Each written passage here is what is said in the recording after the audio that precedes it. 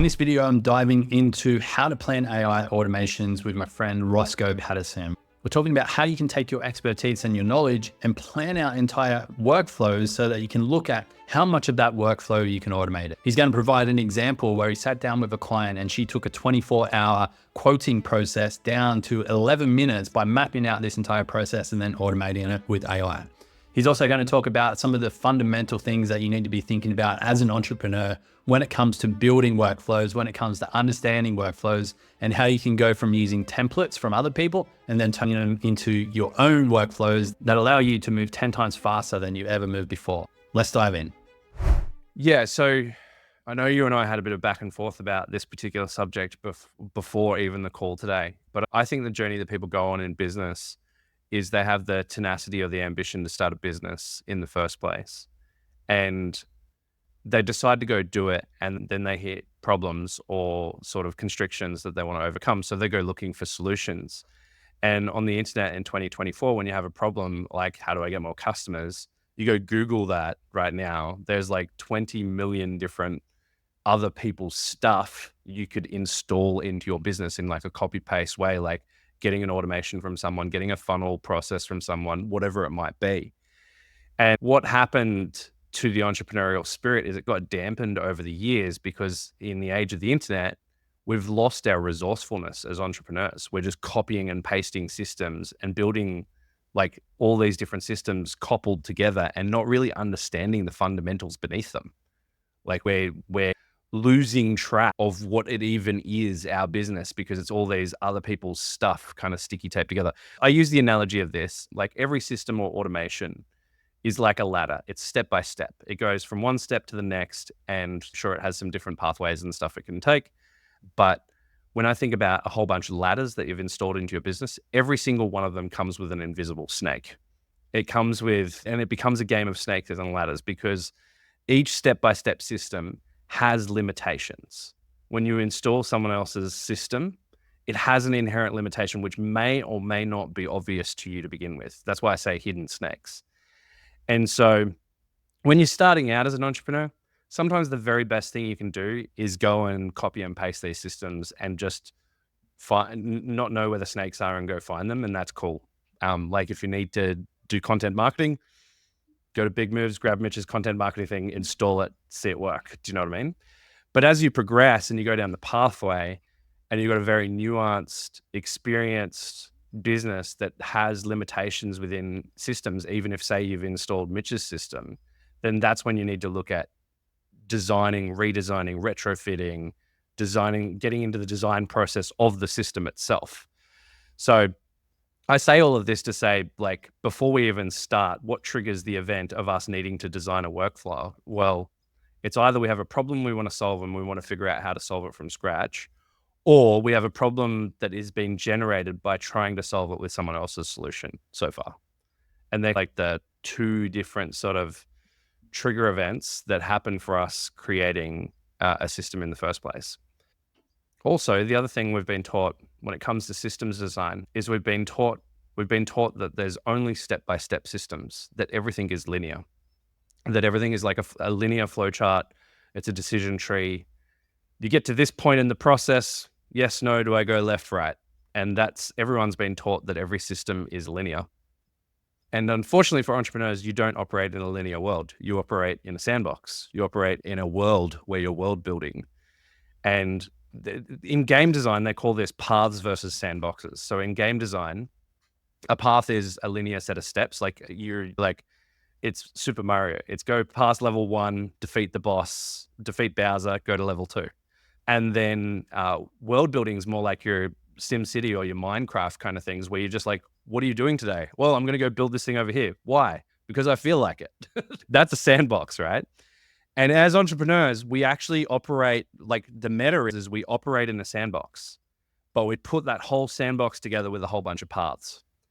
And so I say this just to pop the frame before we even start building an automation. We need to go, what is the landscape we're building that automation in? Yeah, I have a good background story on this as well, speaking to exactly that. So when I first got started online, I bought a virtual summit program that had all the templates of how to write your emails and your ad copy, and had like literally website pages that you could just paste into your own WordPress, copy into your own WordPress website. And that got me started. Like that probably made me my first $100,000 online. But then over time, to get from that $100,000 to now making maybe a couple $1,000,000 from virtual summits, I've split test every single page, every single email. I've then essentially built my own system, but I started from something that was proven that worked. And it speaks to exactly what you're talking about there, where if you're getting started, then having templates and stuff is great. And I say this inside of content automation and any of the other templates that we have, which is what we build is a template to get you started. It gets you like the first 50 hours very easily in terms of build time. And then you customize it from there to be exactly how you want it for your workflow. So yeah, I definitely love that. And I totally agree.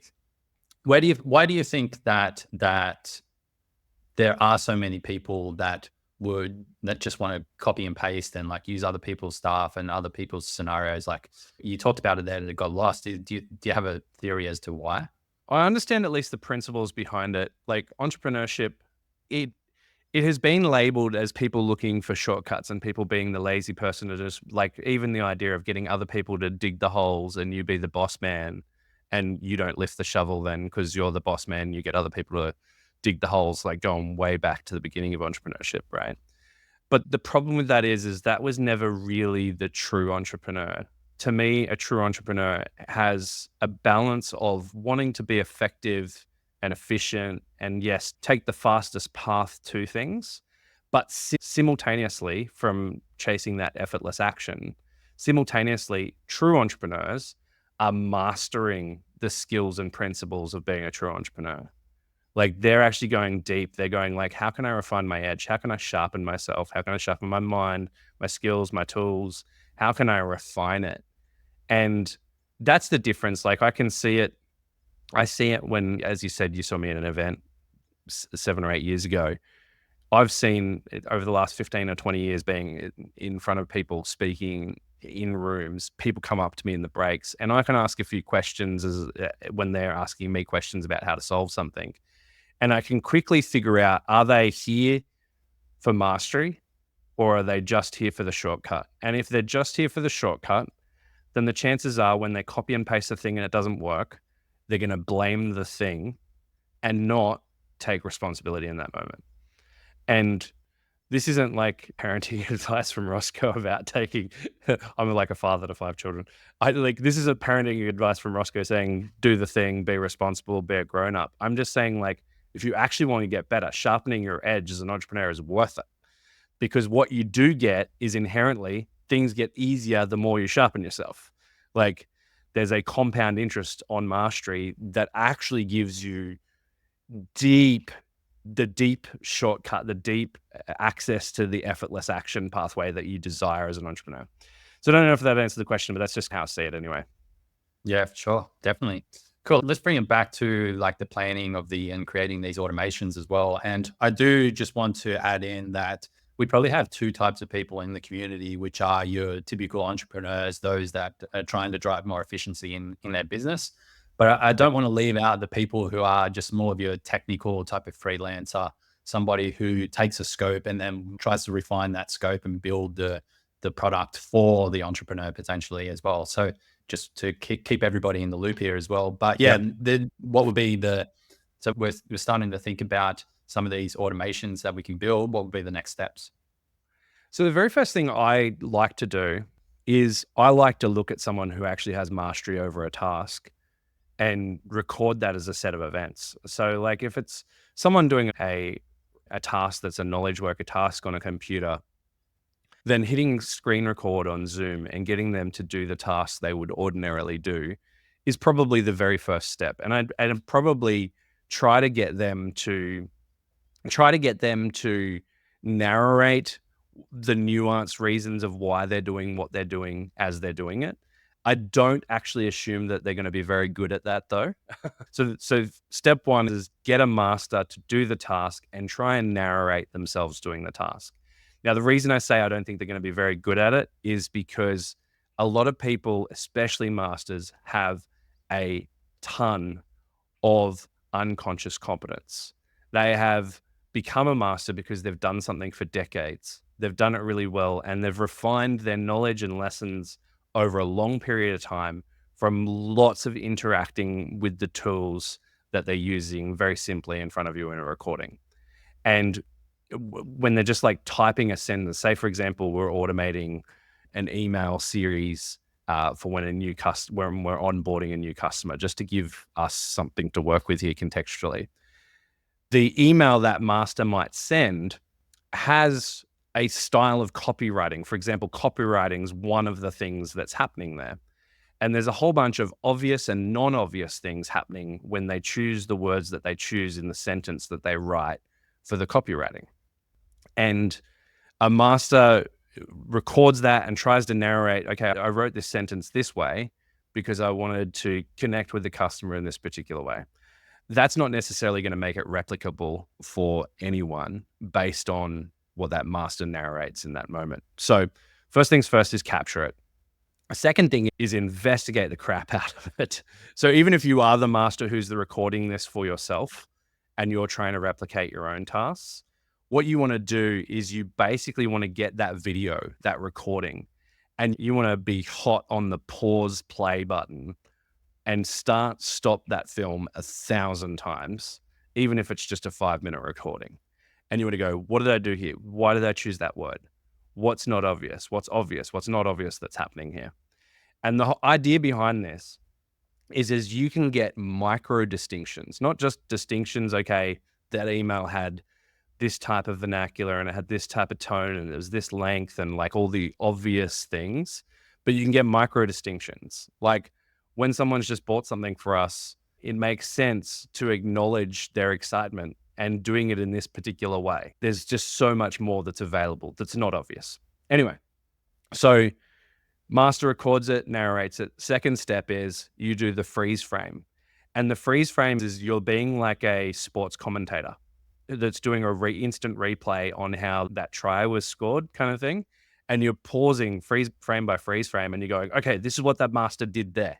This is what they did here. They had this opportunity. You know how they draw on the screen in those times when they're doing the replay and they're doing like the playbook kind of analysis that they do in sports on the screen? That's what I'm talking about. That's what you want to do with that recording. And as you're doing that, as you're doing this step, that's when I would get a stack of Post-it notes and I would be grabbing every little tiny step, every little thing that I see happening and playing out. Mitch, you probably have some good labels for this, but there's actions that are happening, there's nuance that's happening, there's vernacular that's happening, like tone and temperament and the style of writing. There's all these different things that are happening and coinciding at the exact same time. So that's the second thing I would do. So capture and then do your sports commentator process. And then once you've done that, you get to the third phase, which is the hierarchy of value. What do I mean by hierarchy of value? Well, basically, when you do something as simple as like a customer onboarding experience, you might not recognize this until after you've done that analysis on the whole entire email series. But you might figure out that there's 3 sentences you write across 12 emails that if you figure out the words in those 3 sentences, the rest of the 12 emails will write themselves. So an example of this is customer onboarding experience is probably not the best example of this, but say I was doing like a request for quote process and that was a automation workflow I was making, which would automatically put together like an executive summary, scope of works, what we're going to do. It had all the sections. Most people have seen the documents. They're like, got 20 different sections in the document and conclusions and timelines and all this kind of thing. Anyway, in that particular document, there's going to be like project scope, which might be bullet point 4. Once you figure that out, the rest of the document can write itself. So in a hierarchy of value, that is bullet point 4 is actually the first thing you want to do when you're creating that workflow, not the 4th thing, even though it's the 4th thing when it comes to output. So what I like to do is if I'm trying to recreate a document or an email series or something, what I like to do at this 3rd step after I've done that sports replay and mastery step, what I like to do with this hierarchy of value step is I like to print out a good example of it being done well already. and I get my scissors out, like physically, like I print it out and I get scissors out, and I take the sections of the things and I use blue tack and I put it on wall, and I put like, if I got this nailed first, then all this other stuff would come out more effortlessly. And so it's the non-linear, illogical format in which if you figure these things out, then the rest of the automation just becomes a breeze. So with that said, that's probably the main first three things, that without like jumping over to tech and like figuring out triggers and process and flow, that's the big chunk here. The big takeaway before you get to all of that stuff is these sort of three main steps, because you're trying to engineer processes that are sometimes as unique as a fingerprint, but you're just trying to do it too quick sometimes. And let me just give a quick little anecdote story, just like 15 seconds here. So we did this process with a client of mine who, she had a process that was a request for quote process. It took her about 25 hours to produce 4 documents: a cover letter, a project plan, a project budget, and a timeline. And we went through that process of hierarchy of value and the master doing the thing and the sports replay. And it took us about 3 hours to do it, to figure out her 25-hour process. Now she has 6 GPTs that we can string together in an automation. And we haven't done the automation yet. Like, she just literally copies and pastes from one GPT to another at the moment. Like, it could be less than what I'm about to say, but now it takes her 11 minutes to do it, not 25 hours. What? So this is worthy of doing for complex tasks, like giving it this level of attention and nuance. 100%. And I think where a lot of people get lost, and I've definitely been guilty of this over the years, is we always just want like the new, big, bright, shiny objects that look sexy, that appeals to content creators because they get more views. Like, we've got to be a little bit more nuanced in like where we are spending our time and putting our attention.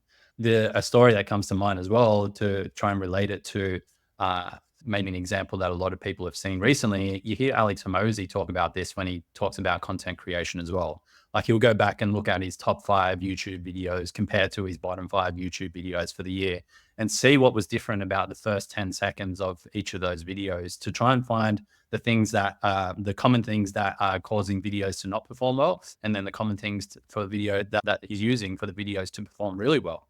So you do see it in the masters, and they talk about it, but it's often not the sexy thing. So they go a lot. So yeah, I love that. We have a similar example where a digital product that I have coming out soon, it used to take us about 40 hours to launch a digital product. We've now got that down to 10 hours because of the same process. We're just refining every single part and looking at, okay, why do we do this in this step? How can we then automate it? Yeah, I would say even I could go and refine it even further based on what you just talked about today as well. So very cool. So Rossco, where do we go from here? Like, what are some other common things that we need to be thinking about, or like the next stages after this point?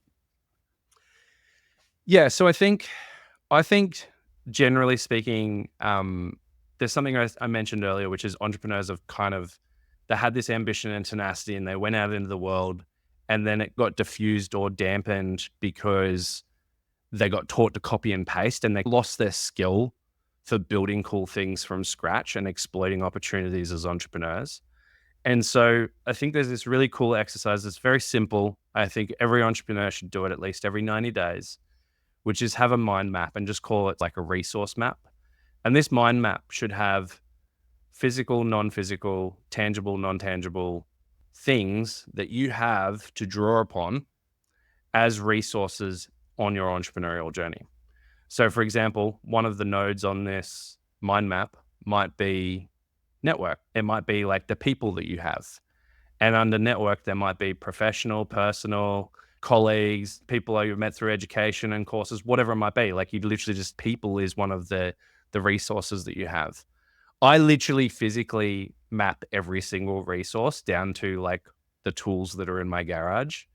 And the reason I've done this over time is because I want to remember the abundance starting point that I have, because as an entrepreneur, we face constrictions and constraints and limitations all the time.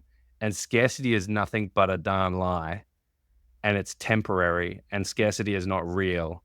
And sometimes we need that evidence. That's why we build this resource map. So the other things I have on there are things like skills that I have. Like, skills that I have, knowledge that I have, skills that my network people have. Like if I've got a gap that I'm trying to fill, opportunities that successes I've had before, which is your credibility is actually a resource you can call upon. Like, and people don't think about this as like, they think about resources and typically most people's attention just goes to money in their bank account or maybe team members. But there's an infinite number of resources you have as an entrepreneur that you're maybe not accounting for often enough. And so having this resource map presence to you every 90 days, doing that mind map, sitting with it, it gives you the ability to know where everything is on the map in that world building that you're doing. When you're in that sandbox, which is entrepreneurship, it just gives you presence to what's the opportunity landscape. It gives you presence to how you can approach those opportunities. It just gives you a lot more context, which you can exploit great opportunities with. And by exploit, just add value. Absolutely. Very cool. So I'd love to hear from people in the comments. Does that sound valuable? Is that an exercise that you're going to do over the next couple of days and then continue for the next 90 days? I do know when I was at Rossco's place, I saw sticky notes all over the wall everywhere. So I assume that was part of the process. Dude, I can't even, I have so okay, so for the people on the camera, that desk is full of sticky notes. You can probably see that, but that's a castle of sticky notes over there on the table. But also on my desk, it's just ridiculous, right? I'm constantly buying new pads of sticky notes all the time. I found this really cool one recently. I got to share this. So I found one that is, they're clear ones now. So you can have a post-it note. Like I got a post-it note here, which is like an orange one, right? But then there's a clear one you can stick over the top and you can make notes and write it over the top. So anyway, post-it notes are cool.